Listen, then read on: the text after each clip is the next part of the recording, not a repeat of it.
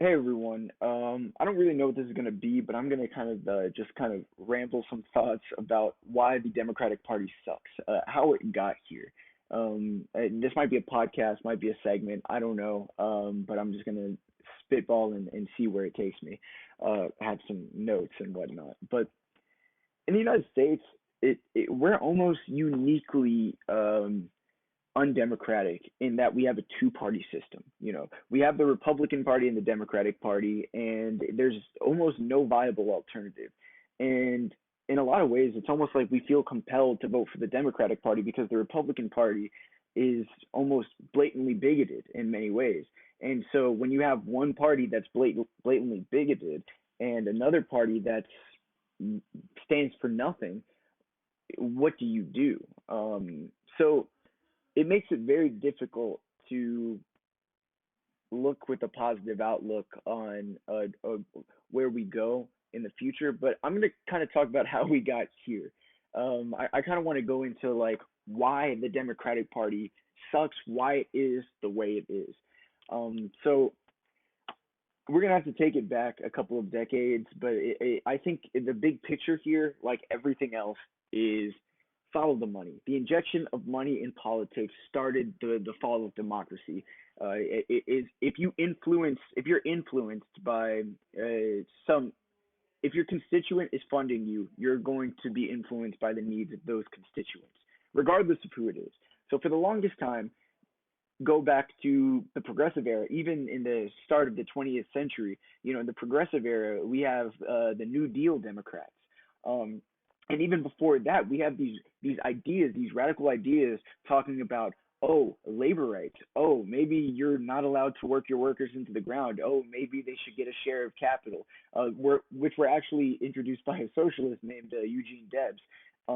But he kind of inspired the New Deal Democrats and later on FDR to where he he stated that people have inalienable rights. We have the first Bill of Rights, which is what the government can't do to you. But then there's FDR's second Bill of Rights, which is the right for a livable wage, the right for health care, the right for education. These things that you need to have a quality life.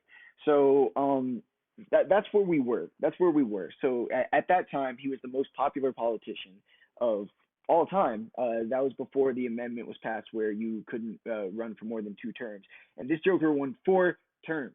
So everybody loved him. He was unanimously loved, and he was so popular that he kept winning until he died. And the Democratic Party was the party of the working class, and people resonated with that. They had an identity. There was a trust from the working class and labor to the Democratic Party. But slowly but surely, and I think the military industrial complex has a lot to do with this.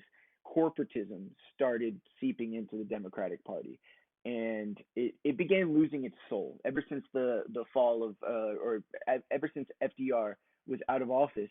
The Democratic Party started losing its soul. There wasn't somebody that was a bullish, headstrong, bully pulpit figure to kind of keep it on track. And eventually, they started realizing that it would be easier to raise money from small, increasingly monopolistic corporations than it would be to go around, deal with collective, unions and collective bargaining, and going to individuals and asking for money. They realized it would be much easier and much more efficient to just be able to get the money from these huge mega corporations, which ironically were created a lot of them were created and built because of FDR's policies, and we thrived economically because of FDR's policies. And those policies created such great, strong corporate strongholds that they were able to, in turn, pay these politicians to run for office to sustain power. And slowly but surely, their influence moved away from the working class into the needs of the people that were keeping them in power.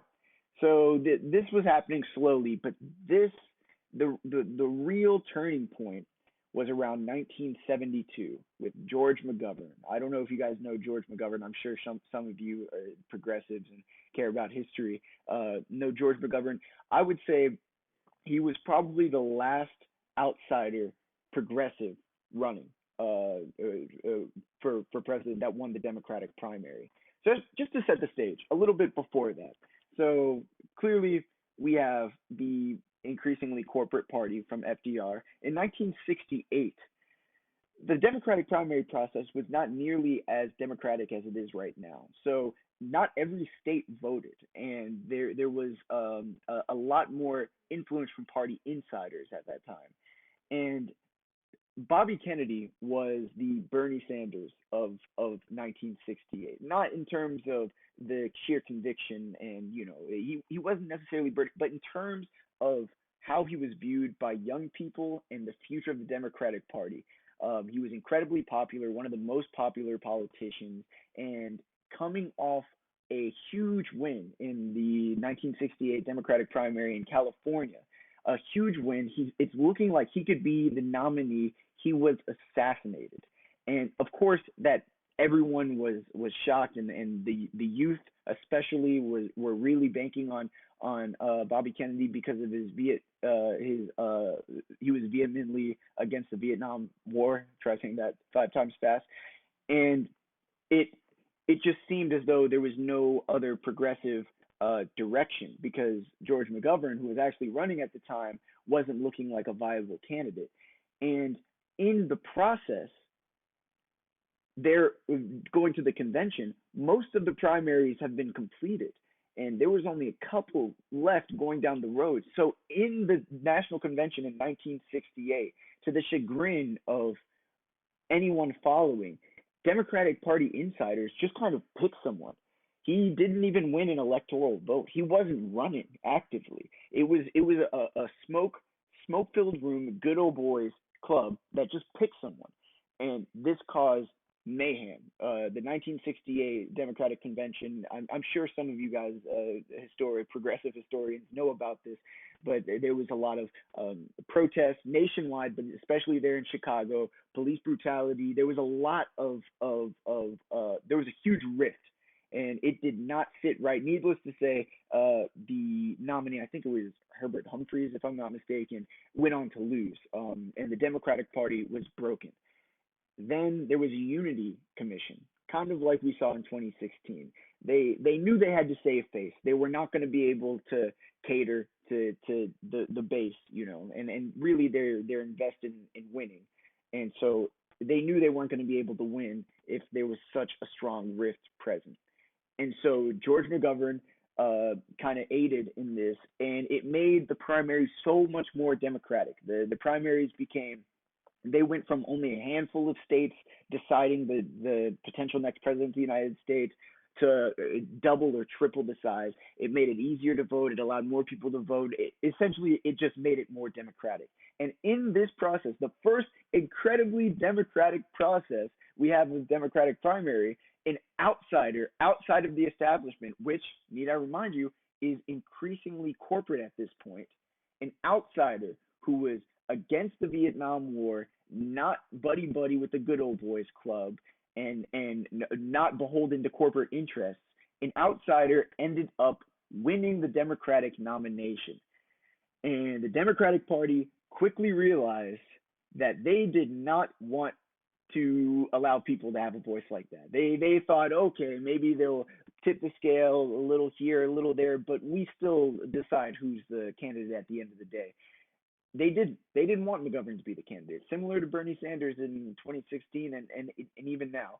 They did not want anything. They didn't want George McGovern anywhere near power, and so because of this, it was a very specific circumstance that made it difficult for George McGovern, the last true progressive to win the Democratic nomination, to be successful. And there were a couple variables here. One, he was facing a popular incumbent president under economic prosperity. There was a guy by the name of Dick Nixon, Richard Nixon. Funny to look back at the time, look back at it, but at the time he was incredibly popular. No scandal, no Watergate. He was viewed as this trustworthy, iconic figure in politics, and the economy was great. So and for people, the general populace we've learned that perception is everything. No one's really looking at the nuances of what these legislators are doing or not doing. I mean, they'll see the big landmark legislation like Obamacare, but they don't really know these guys' records. It's more about the perception and what they think about like how they're viewed, and that on top of a good economy. I mean, look at Trump. He says some things that it's just mind blowing that a competent person would say. Not even talking about his policies, but just I mean, which are also I mean, trillions of tax breaks for the rich, but just the things he says. But the economy before COVID was looking good, and so people that had no idea what was going on, well, they kind of liked it. It was a cold personality. The economy was good and popular president. Well, at least not nearly as unpopular as he should have been. Um, Richard Nixon was the same way. He was incredibly popular, good economy. Two, he had very little or no support from the Democratic establishment. They wanted him to lose. Do you understand this? The Democratic Party would rather lose and concede power to a Republican than lose and concede power to a progressive. So they would rather have a Republican president where they could virtue signal in the background and rip up Trump's speech than they would a progressive coming over and forcing them to cut their ties with the corporate elite and work for the working class, forcing them, oh, don't even touch the military industrial complex, forcing them to get out of the Vietnam War, and all of these things. He wanted systematic change.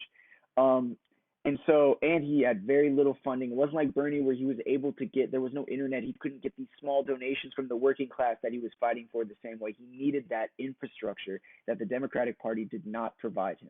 And because of those variables, McGovern lost. Well, he didn't lose.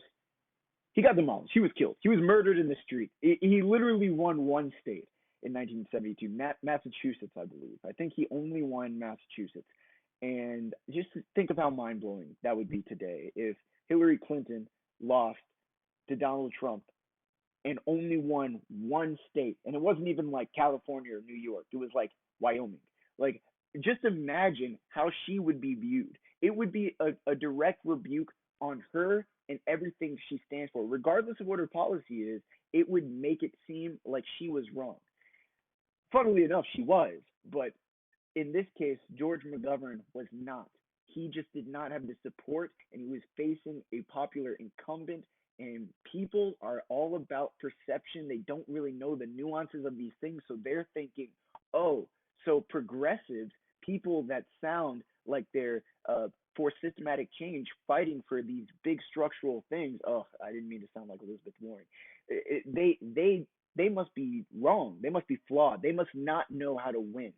And the Democratic establishment, they salivated at the mere thought of the populace perceiving progressives that way. They continued to hammer that point in. They perpetuated this myth and they created this narrative that in the Democratic primary, you're going to pander to your base. You're going to say all the things they want to hear. You're going to talk about how you believe in workers' rights and, you want to give everybody health care or access to health care, which I mean, to go on a little tangent really quick, access to health care, it's selling you snake oil. You know what that means? Because access to health care means, oh yeah, there's a doctor right there. There's nothing legally preventing you from getting it. You can go in, walk in, go, ask for it. Oh, you don't have insurance? Okay, what's the bill? That's no problem. You can still get it. Oh, you don't have the money. Huh. Well, I think you're out of luck then. So it's essentially saying, I mean, think about this. Right now, I have access to one of Donald Trump's mansions. We have access to it. We can go talk to Donald Trump, ask him, "Hey, Donald, if I give you $3 million, would you give me this mansion?" You work it all out with him, and he'll be like, "Yes, it'll be great. It's tremendous. Everybody said. Many people say it's the best mansion ever created. Many people, not me. I think it's alright. Many people like, and you can have it, but you don't have the capital. So you have access to getting this mansion. You agreed to terms with it. Like, okay, come back with the 3 million, it's yours.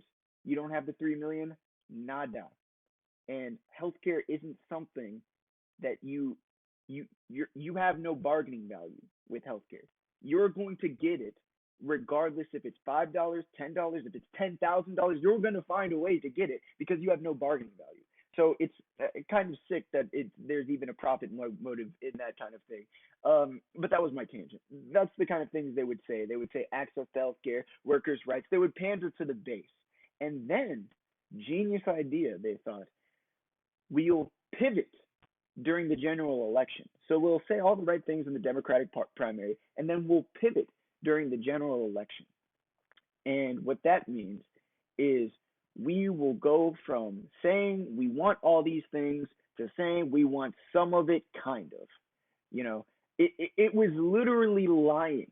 They like to brand it all they want, but it was lying. They lied to the primary voters and then pivoted with this pseudo intellectual argument that, oh no, we just want to get the moderate voters on the right and the moderate voters on the left, and we, and the word moderate, I'll make another segment. If you guys like this one, I'll make another segment about the word moderate because it is so misleading. The popular opinions are Bernie Sanders' opinions, universal health care, tuition free college, a Green New Deal. Those are the moderate positions. Anything else is, an extremist position if you want to talk about polling, or words mean nothing. But um, they would lie and pivot. And so it became about increasingly milk toast centrist candidates. Um, and these milk toast centrist candidates, they they couldn't say anything that would anger their donors, and they had to give the facade that they were working for you. So this led to this cycle where they would be increasingly milk toast, get into office, cut regulations, cut taxes for corporations and the rich. That those same rich and wealthy and corporations would donate to their campaigns, keep them in power, make them more wealthy, give them lucrative jobs and deals and power, and then they would in turn increase their profit. And it made a cycle to where unions, collective bargaining, collective action, the working class, normal people, me and you, were not needed. The only time we were needed was to go out and vote. And like I said before, a lot of those people, they were going off of perception, not reality. They were going off the perception of someone. The fact that working class Joe is a trademark, and then you look at his record and it's anything but, it should explain to you that facts almost don't matter when it comes to an election because people don't have the time or the capacity or too opinionated to really look at people's records and scrutinize it objectively. They just don't. They go by what they think. They go by their experiences. They go by their family. They go by he's a nice guy. He's charismatic. Whatever they go by, 9 times out of 10, when someone is voting, they are not voting on the basis of their record or even on the basis of their agenda, which is insane. It's insane fundamentally, right? We're voting these guys to do things, and we're not even taking into account what they're going to do. Um, but this was the beginning of the end of the Democratic Party having a soul, having a face, having something that it stood for. And at the same time, around that same time, we have these Democrats that are no longer they're no longer fighting for anything tangible or systematic or for the working class or for the rural workers. And at the same time, we have racial tensions at an all-time high. And the Democratic Party around the 60s and 70s was viewed as sympathetic towards these racial tensions. You know what's funny? I think that's giving them a lot of credit. I think they were more not blatantly racist, not racist, which is, of course, the bare minimum. But they were not racist. And then every once in a while they would virtue signal and say, like, hey, I have a pic with Martin Luther King, my man. All right, okay, bye. Like, so they essentially, but they were viewed by the South as sympathetic to these racial tensions and their livelihoods. So they thought they were coming for their way of life. And this, like Lyndon Johnson famously said after signing the Civil Rights Act, we just lost the South for a generation. And the racial tension, along with Democrats lacking imagination, because they couldn't have an imagination, because their corporate overlords would not like imagination. They like things the way they are going right now. Imagination is change, and change means I'm making. Oh, the only change they want is making more money. I'll give them that. I'll give them that. They'll take some change. All right, you know, bipartisan tax reform. I get more money. Okay, I like that kind of change. Other than that, they only want the status quo. No imagination mixed with the racial tensions and the perception of racial sympathy, which it's they should have done a lot more and could have done a lot more because they lost the South anyways, but they were still complacent, even in things that didn't affect their money going into it. But they lost the South, and this ushered in an era of Republican dominance. So I'm talking from the 70s and 80s, a couple of decades of just sheer Republican dominance, and they controlled the narrative. The narrative was entirely dictated. And the problem is the way the Democrats were virtue signaling and saying, giving the appearance and facade of being for the working class, while also not really standing for those policies, the Republican Party was moving further and further to the right and blatantly. Somebody named Barry Goldwater, I believe he's 64. Um, yeah, I believe 64. He ran for president. Hillary Clinton was a Goldwater girl, by the way, and so we'll get to the Clintons in a second. But Barry Goldwater was openly bigoted. He did not believe that blacks and whites were equal or fit to be living in under the same conditions, and he it's kind of the same way that FDR took over the soul of the Democratic Party. He planted the seed of the soul of the Republican Party. The difference is here, the Republican Party stood for something. It's crazy to think. Yes, it was blatant bigotry and racism, but they could say something and they could say it adamantly. The Democratic Party became increasingly milquetoast. They meant and said nothing. All they gave is platitudes and vapid promises that meant nothing, access to healthcare, a smile and a story, an anecdote about freaking how you have hairy legs and your friend Corn Pop. I'm looking at you, Joe. But they stood for something, and that ushered in the era of Reagan. And again, perception is reality for these things. It ushered in the era of Reagan, and he was viewed as somebody that got the job done. So he was popular, he was charismatic, he had all this. And so he came out of the closet with his corruption. He didn't pretend to be for the working class. Well, he did in a roundabout way. What he did is he said, "Hey, I am going to cut taxes for the ultra wealthy. I'm going to cut taxes for the corporations, for the monopolies and the monopolistic conglomerates. And get this, it's going to trickle down to you. We're going to unleash the bull, and everybody's going to get money. You know, the more Bill Gates makes, the more the worker at Harris Teeter makes.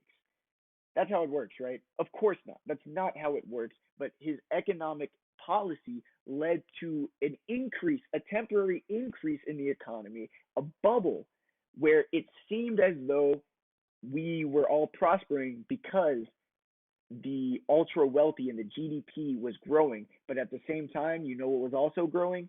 Inequality, debt, college costs, dissatisfaction of the working class that were disproportionately not voting. But the perception was Ronald Reagan was getting it done. So think about this, because perception is all that mattered. And so now we get to the common modern era, common era, BE, BC. No, that's now times. Okay. It all began with William Clinton and the Third Way Democrats. So Democrats were beaten down, killed for years. For years, they were killed. And Bill Clinton comes in, this charismatic young guy, into a Democratic Party that already didn't stand for anything. There were no true progressives already. Came up and said, I am not like those crazy radical Republicans, and I am not like those crazy radical leftists. Those leftists that, need I remind you, did not exist at the time in the Democratic Party. It was still a corporate party, but the perception was that he's a middle of the way, down the road, no BS guy. and that won him the election and the soul of the Democratic Party. They still stood for nothing. They were still corporatists, but they had a brand now. They could say something. They could go out and sell something. And so it ended up giving him an election, and he ended up beating an incumbent in George Bush. I mean, it was helped that he said, "Read my lips, no new taxes." Never make a definitive promise. It's bound to be broken, but that's another story. Um, so he ended up being able to win, and so again, reinforce the formula to the general populace. There we go. We need to cater to the moderates. That word moderate, which means nothing. It means we can't change anything. The word moderate is the same in any context. It means just keep things the way they are. A moderate in 1900 wouldn't have believed in women having the right to vote. A moderate in 1850 wouldn't believe in abolishing slavery. A moderate in 1776 wouldn't believe in a independent state, a sovereign country. So moderate doesn't really mean anything. It means no change. It means not changing anything. But the perception was these moderates can cater to this magical group of people that exist that are sitting there reading the newspaper saying, I like nice things, but maybe just a little. We can't have too many nice things. Unless, of course, they benefit the wealthy. Then we'll just let that up. Like, it's the perception that changed everything. I've gone a little long here. I've kind of got it up to now, but this brand of third way Democrat is it's kind of it's perpetuated the identity of the Democratic Party up to this point. So from 1972 to I'll say 2000 because I'll maybe get more into what happened post 2000, but that set the boundaries for where we are right now in terms of we have an openly bigoted party that's blatantly for the rich and isn't even closeted about it. They just pretend that it's going to stimulate the economy through voodoo economics, through sheer magic, through willpower. I really like Bill Gates and that guy that owns Staples and he gave me money, and so I think he's a good guy. I should give him money. And since he's a good guy, he's going to give other people money. You know where that goes? Stock buybacks. If I keep talking, I'm going to go into a lot of tangents, but this is why the Democratic Party sucks. Long story short, it sucks because they lack backbone, they lack identity, and worst of all, they don't care.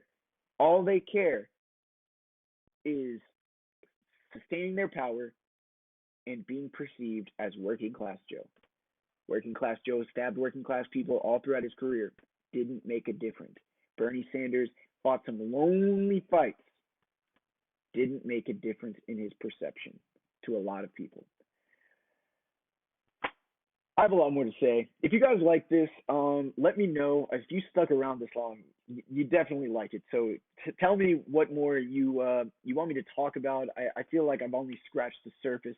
I have a lot more to talk about, and all these little tangents. I just want to say more, but I'm already approaching half an hour. I don't even know if I can upload half an hour of a video. But yeah, just let me know. I don't know if this is going to be on YouTube. If it is, subscribe and like it. Just let me know what you want to hear about next. I want to talk about the myth of the moderate voter. I want to talk about so many other things, the state of the DNC, American politics, society, history, anything. If you enjoyed this, let me know. This has been John Felipe. Until next time.